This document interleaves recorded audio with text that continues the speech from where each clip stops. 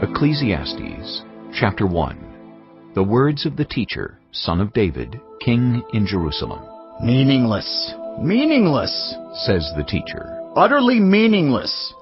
Everything is meaningless. What do people gain from all their labors at which they toil under the sun? Generations come and generations go, but the earth remains forever. The sun rises and the sun sets and hurries back to where it rises. The wind blows to the south and turns to the north. Round and round it goes, ever returning on its course. All streams flow into the sea, yet the sea is never full. To the place the streams come from, there they return again. All things are wearisome, more than one can say. The eye never has enough of seeing, nor the ear its fill of hearing. What has been will be again. What has been done will be done again. There is nothing new under the sun. Is there anything of which one can say, "Look, this is something new"? It was here already long ago. It was here before our time. No one remembers the former generations, and even those yet to come will not be remembered by those who follow them. I, the teacher, was king over Israel in Jerusalem. I applied my mind to study and to explore by wisdom all that is done under the heavens. What a heavy burden God has laid on mankind. I have seen all the things that are done under the sun. All of them are meaningless, a chasing after the wind. What is crooked cannot be straightened. What is lacking cannot be counted. I said to myself, "Look, I have increased in wisdom more than anyone who has ruled over Jerusalem before me. I have experienced much of wisdom and knowledge." Then I applied myself to the understanding of wisdom, and also of madness and folly. But I learned that this, too, is a chasing after the wind. For with much wisdom comes much sorrow. The more knowledge, the more grief. Chapter 2. I said to myself, "Come now, I will test you with pleasure to find out what is good." But that also proved to be meaningless. Laughter, I said, is madness. And what does pleasure accomplish? I tried cheering myself with wine and embracing folly, my mind still guiding me with wisdom. I wanted to see what was good for people to do under the heavens during the few days of their lives. I undertook great projects. I built houses for myself and planted vineyards. I made gardens and parks and planted all kinds of fruit trees in them. I made reservoirs to water groves of flourishing trees. I bought male and female slaves and had other slaves who were born in my house. I also owned more herds and flocks than anyone in Jerusalem before me. I amassed silver and gold for myself, and the treasure of kings and provinces. I acquired male and female singers, and a harem as well, the delights of a man's heart. I became greater by far than anyone in Jerusalem before me. In all this, my wisdom stayed with me. I denied myself nothing my eyes desired. I refused my heart no pleasure. My heart took delight in all my labor, and this was the reward for all my toil. Yet when I surveyed all that my hands had done and what I had toiled to achieve, everything was meaningless, a chasing after the wind. Nothing was gained under the sun. Then I turned my thoughts to consider wisdom and also madness and folly. What more can the king's successor do than what has already been done? I saw that wisdom is better than folly, just as light is better than darkness. The wise have eyes in their heads, while the fool walks in the darkness. But I came to realize that the same fate overtakes them both. Then I said to myself, "The fate of the fool will overtake me also. What then do I gain by being wise?" I said to myself, "This too is meaningless. For the wise, like the fool, will not be long remembered. The days have already come when both have been forgotten. Like the fool, the wise too must die." So I hated life, because the work that is done under the sun was grievous to me. All of it is meaningless, a chasing after the wind. I hated all the things I had toiled for under the sun, because I must leave them to the one who comes after me. And who knows whether that person will be wise or foolish? Yet they will have control over all the fruit of my toil, into which I have poured my effort and skill under the sun. This too is meaningless. So my heart began to despair over all my toilsome labor under the sun. For a person may labor with wisdom, knowledge, and skill, and then they must leave all they own to another who has not toiled for it. This too is meaningless and a great misfortune. What do people get for all the toil and anxious striving with which they labor under the sun? All their days their work is grief and pain. Even at night their minds do not rest. This too is meaningless. A person can do nothing better than to eat and drink and find satisfaction in their own toil. This too, I see, is from the hand of God. For without Him, who can eat or find enjoyment? To the person who pleases Him, God gives wisdom, knowledge, and happiness. But to the sinner He gives the task of gathering and storing up wealth, to hand it over to the one who pleases God. This too is meaningless, a chasing after the wind. Chapter 3. There is a time for everything, and a season for every activity under the heavens. A time to be born, and a time to die. A time to plant, and a time to uproot. A time to kill, and a time to heal. A time to tear down, and a time to build. A time to weep, and a time to laugh. A time to mourn, and a time to dance. A time to scatter stones, and a time to gather them. A time to embrace, and a time to refrain from embracing. A time to search, and a time to give up. A time to keep, and a time to throw away. A time to tear, and a time to mend. A time to be silent, and a time to speak. A time to love, and a time to hate. A time for war, and a time for peace. What do workers gain from their toil? I have seen the burden God has laid on the human race. He has made everything beautiful in its time. He has also set eternity in the human heart. Yet no one can fathom what God has done from beginning to end. I know that there is nothing better for people than to be happy and to do good while they live, that each of them may eat and drink and find satisfaction in all their toil. This is the gift of God. I know that everything God does will endure forever. Nothing can be added to it and nothing taken from it. God does it so that people will fear Him. Whatever is has already been, and what will be has been before, and God will call the past to account. And I saw something else under the sun. In the place of judgment, wickedness was there. In the place of justice, wickedness was there. I said to myself, God will bring into judgment both the righteous and the wicked, for there will be a time for every activity, a time to judge every deed. I also said to myself, as for humans, God tests them so that they may see that they are like the animals. Surely the fate of human beings is like that of the animals. The same fate awaits them both. As one dies, so dies the other. All have the same breath. Humans have no advantage over animals. Everything is meaningless. All go to the same place. All come from dust, and to dust all return. Who knows if the human spirit rises upward, and if the spirit of the animal goes down into the earth? So I saw that there is nothing better for a person than to enjoy their work, because that is their lot. For who can bring them to see what will happen after them? Chapter 4. Again I looked and saw all the oppression that was taking place under the sun. I saw the tears of the oppressed, and they have no comforter. Power was on the side of their oppressors, and they have no comforter. And I declared that the dead, who had already died, are happier than the living who are still alive.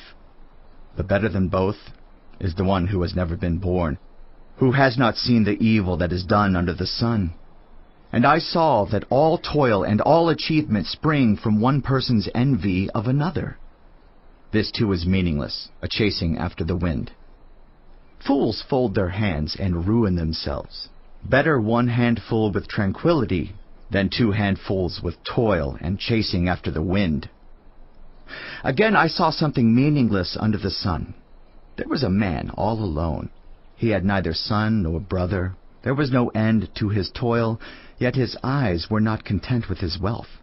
For whom am I toiling, he asked, and why am I depriving myself of enjoyment? This too is meaningless, a miserable business. 2 are better than 1, because they have a good return for their labor. If either of them falls down, one can help the other up.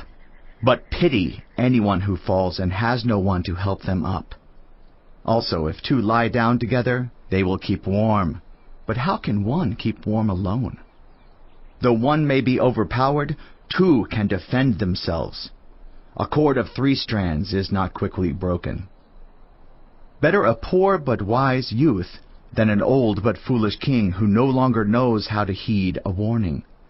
The youth may have come from prison to the kingship, or he may have been born in poverty within his kingdom. I saw that all who lived and walked under the sun followed the youth, the king's successor. There was no end to all the people who were before them, but those who came later were not pleased with the successor.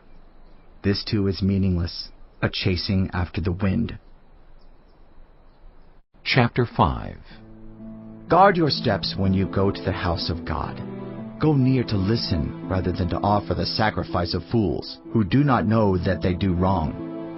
Do not be quick with your mouth. Do not be hasty in your heart to utter anything before God. God is in heaven, and you are on earth, so let your words be few. A dream comes when there are many cares, and many words mark the speech of a fool. When you make a vow to God, do not delay to fulfill it. He has no pleasure in fools. Fulfill your vow. It is better not to make a vow than to make one and not fulfill it. Do not let your mouth lead you into sin, and do not protest to the temple messenger, "My vow was a mistake." Why should God be angry at what you say and destroy the work of your hands? Much dreaming and many words are meaningless. Therefore fear God. If you see the poor oppressed in a district, and justice and rights denied, do not be surprised at such things. For one official is eyed by a higher one, and over them both are others higher still. The increase from the land is taken by all. The king himself profits from the fields. Whoever loves money never has enough. Whoever loves wealth is never satisfied with their income. This too is meaningless. As goods increase, so do those who consume them. And what benefit are they to the owners except to feast their eyes on them? The sleep of a laborer is sweet, whether they eat little or much. But as for the rich, their abundance permits them no sleep. I have seen a grievous evil under the sun. Wealth hoarded to the harm of its owners, or wealth lost through some misfortune, so that when they have children there is nothing left for them to inherit. Everyone comes naked from their mother's womb, and as everyone comes, so they depart. They take nothing from their toil that they can carry in their hands. This too is a grievous evil. As everyone comes, so they depart. And what do they gain since they toil for the wind? All their days they eat in darkness, with great frustration, affliction, and anger. This is what I have observed to be good, that it is appropriate for a person to eat, to drink, and to find satisfaction in their toilsome labor under the sun during the few days of life God has given them, for this is their lot. Moreover, when God gives someone wealth and possessions, and the ability to enjoy them, to accept their lot and be happy in their toil, this is a gift of God. They seldom reflect on the days of their life, because God keeps them occupied with gladness of heart. Chapter 6. I have seen another evil under the sun, and it weighs heavily on mankind. God gives some people wealth, possessions, and honor, so that they lack nothing their hearts desire, but God does not grant them the ability to enjoy them, and strangers enjoy them instead. This is meaningless, a grievous evil. A man may have 100 children and live many years, yet no matter how long he lives, if he cannot enjoy his prosperity and does not receive proper burial, I say that a stillborn child is better off than he. It comes without meaning, it departs in darkness, and in darkness its name is shrouded. Though it never saw the sun or knew anything, it has more rest than does that man. Even if he lives 1,000 years twice over, but fails to enjoy his prosperity. Do not all go to the same place? Everyone's toil is for their mouth, yet their appetite is never satisfied. What advantage have the wise over fools? What do the poor gain by knowing how to conduct themselves before others? Better what the eye sees than the roving of the appetite. This too is meaningless, a chasing after the wind. Whatever exists has already been named, and what humanity is has been known. No one can contend with someone who is stronger. The more the words, the less the meaning. And how does that profit anyone? For who knows what is good for a person in life during the few and meaningless days they pass through like a shadow? Who can tell them what will happen under the sun after they are gone? Chapter 7. A good name is better than fine perfume, and the day of death better than the day of birth. It is better to go to a house of mourning than to go to a house of feasting. For death is the destiny of everyone. The living should take this to heart. Frustration is better than laughter, because a sad face is good for the heart. The heart of the wise is in the house of mourning, but the heart of fools is in the house of pleasure. It is better to heed the rebuke of a wise person than to listen to the song of fools. Like the crackling of thorns under the pot, so is the laughter of fools. This too is meaningless. Extortion turns a wise person into a fool, and a bribe corrupts the heart. The end of a matter is better than its beginning, and patience is better than pride. Do not be quickly provoked in your spirit, for anger resides in the lap of fools. Do not say, "Why were the old days better than these?" For it is not wise to ask such questions. Wisdom, like an inheritance, is a good thing and benefits those who see the sun. Wisdom is a shelter, as money is a shelter.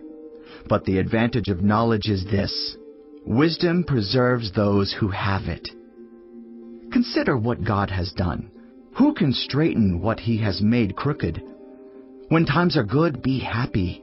But when times are bad, consider this: God has made the one as well as the other. Therefore, no one can discover anything about their future. In this meaningless life of mine, I have seen both of these: the righteous perishing in their righteousness, and the wicked living long in their wickedness. Do not be over-righteous, neither be over-wise. Why destroy yourself? Do not be over-wicked, and do not be a fool. Why die before your time? It is good to grasp the one and not let go of the other. Whoever fears God will avoid all extremes. Wisdom makes one wise person more powerful than 10 rulers in a city. Indeed, there is no one on earth who is righteous, no one who does what is right and never sins. Do not pay attention to every word people say, or you may hear your servant cursing you. For you know in your heart that many times you yourself have cursed others. All this I tested by wisdom, and I said, I am determined to be wise. But this was beyond me. Whatever exists is far off and most profound. Who can discover it? So I turned my mind to understand, to investigate and to search out wisdom and the scheme of things, and to understand the stupidity of wickedness and the madness of folly. I find more bitter than death the woman who is a snare, whose heart is a trap, and whose hands are chains. The man who pleases God will escape her, but the sinner she will ensnare. Look, says the teacher, this is what I have discovered. Adding one thing to another to discover the scheme of things, while I was still searching but not finding. I found one upright man among 1,000, but not one upright woman among them all. This only have I found: God created mankind upright, but they have gone in search of many schemes. Chapter 8. Who is like the wise? Who knows the explanation of things? A person's wisdom brightens their face and changes its hard appearance. Obey the king's command, I say, because you took an oath before God.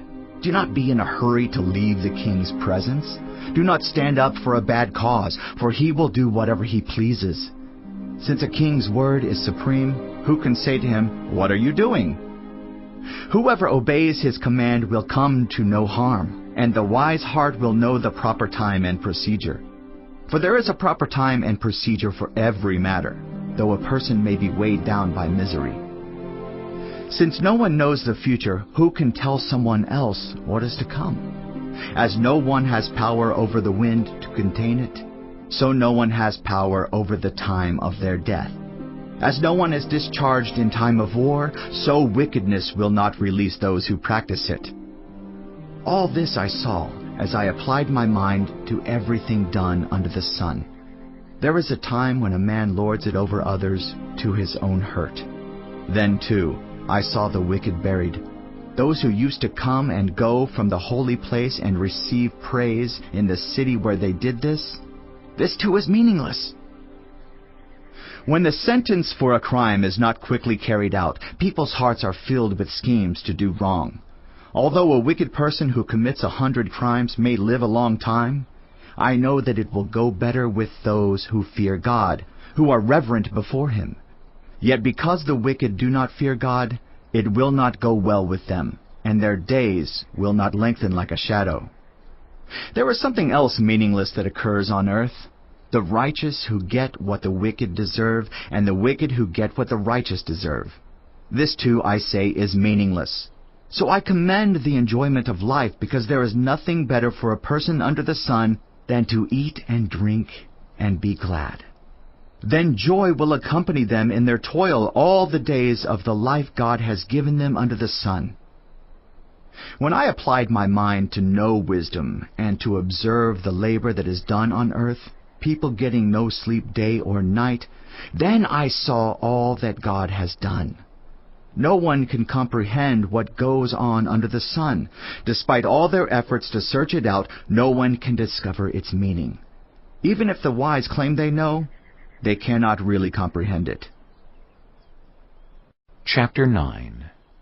So I reflected on all this and concluded that the righteous and the wise and what they do are in God's hands, but no one knows whether love or hate awaits them.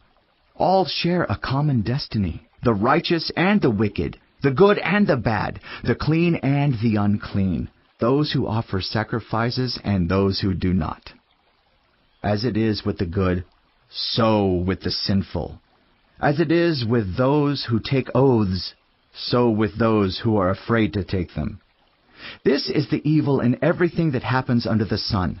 The same destiny overtakes all. The hearts of people, moreover, are full of evil, and there is madness in their hearts while they live, and afterward they join the dead. Anyone who is among the living has hope. Even a live dog is better off than a dead lion. For the living know that they will die, but the dead know nothing. They have no further reward, and even their name is forgotten.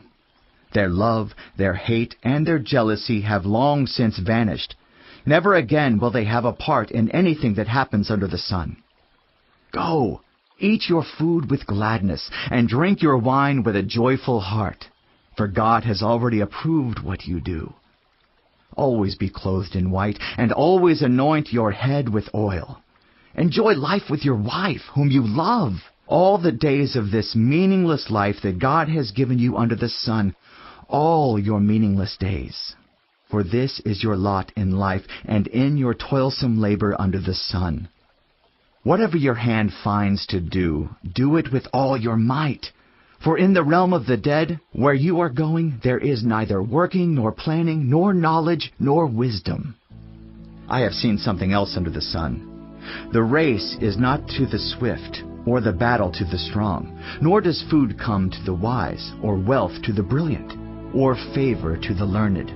But time and chance happen to them all. Moreover, no one knows when their hour will come.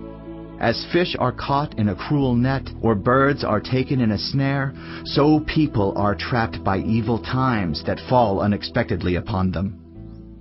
I also saw under the sun this example of wisdom that greatly impressed me. There was once a small city with only a few people in it, and a powerful king came against it, surrounded it, and built huge siege works against it. Now there lived in that city a man poor but wise, and he saved the city by his wisdom. But nobody remembered that poor man. So I said, "Wisdom is better than strength." But the poor man's wisdom is despised, and his words are no longer heeded. The quiet words of the wise are more to be heeded than the shouts of a ruler of fools. Wisdom is better than weapons of war, but one sinner destroys much good. Chapter 10. As dead flies give perfume a bad smell, so a little folly outweighs wisdom and honor. The heart of the wise inclines to the right, but the heart of the fool to the left. Even as fools walk along the road, they lack sense, and show everyone how stupid they are. If a ruler's anger rises against you, do not leave your post. Calmness can lay great offenses to rest. There is an evil I have seen under the sun, the sort of error that arises from a ruler. Fools are put in many high positions, while the rich occupy the low ones. I have seen slaves on horseback, while princes go on foot like slaves. Whoever digs a pit may fall into it. Whoever breaks through a wall may be bitten by a snake. Whoever quarries stones may be injured by them. Whoever splits logs may be endangered by them. If the axe is dull and its edge unsharpened, more strength is needed, but skill will bring success. If a snake bites before it is charmed, the charmer receives no fee. Words from the mouth of the wise are gracious, but fools are consumed by their own lips. At the beginning their words are folly, at the end they are wicked madness, and fools multiply words. No one knows what is coming. Who can tell someone else what will happen after them? The toil of fools wearies them. They do not know the way to town. Woe to the land whose king was a servant and whose princes feast in the morning. Blessed is the land whose king is of noble birth and whose princes eat at a proper time, for strength and not for drunkenness. Through laziness the rafters sag. Because of idle hands the house leaks. A feast is made for laughter. Wine makes life merry, and money is the answer for everything. Do not revile the king even in your thoughts, or curse the rich in your bedroom, because a bird in the sky may carry your words, and a bird on the wing may report what you say. Chapter 11. Ship your grain across the sea. After many days you may receive a return. Invest in 7 ventures, yes, in 8. You do not know what disaster may come upon the land. If clouds are full of water, they pour rain on the earth. Whether a tree falls to the south or to the north, in the place where it falls, there it will lie. Whoever watches the wind will not plant. Whoever looks at the clouds will not reap. As you do not know the path of the wind, or how the body is formed in a mother's womb, so you cannot understand the work of God, the maker of all things. Sow your seed in the morning, and at evening let your hands not be idle. For you do not know which will succeed, whether this or that, or whether both will do equally well. Light is sweet, and it pleases the eyes to see the sun. However many years anyone may live, let them enjoy them all. But let them remember the days of darkness, for there will be many. Everything to come is meaningless. You who are young, be happy while you are young, and let your heart give you joy in the days of your youth. Follow the ways of your heart, and whatever your eyes see, but know that for all these things God will bring you into judgment. So then, banish anxiety from your heart and cast off the troubles of your body, for youth and vigor are meaningless. Chapter 12. Remember your Creator in the days of your youth, before the days of trouble come and the years approach when you will say, I find no pleasure in them. Before the sun and the light and the moon and the stars grow dark, and the clouds return after the rain, when the keepers of the house tremble, and the strong men stoop, when the grinders cease because they are few, and those looking through the windows grow dim, when the doors to the street are closed and the sound of grinding fades, when people rise up at the sound of birds, but all their songs grow faint, when people are afraid of heights and of dangers in the streets, when the almond tree blossoms and the grasshopper drags itself along and desire no longer is stirred. Then people go to their eternal home and mourners go about the streets. Remember him before the silver cord is severed and the golden bowl is broken, before the pitcher is shattered at the spring and the wheel broken at the well, and the dust returns to the ground it came from, and the spirit returns to God who gave it. Meaningless, meaningless, says the teacher. Everything is meaningless. Not only was the teacher wise, but he also imparted knowledge to the people. He pondered and searched out and set in order many proverbs. The teacher searched to find just the right words, and what he wrote was upright and true. The words of the wise are like goads, their collected sayings like firmly embedded nails, given by one shepherd. Be warned, my son, of anything in addition to them. Of making many books there is no end, and much study wearies the body. Now all has been heard. Here is the conclusion of the matter. Fear God and keep His commandments, for this is the duty of all mankind. For God will bring every deed into judgment, including every hidden thing, whether it is good or evil.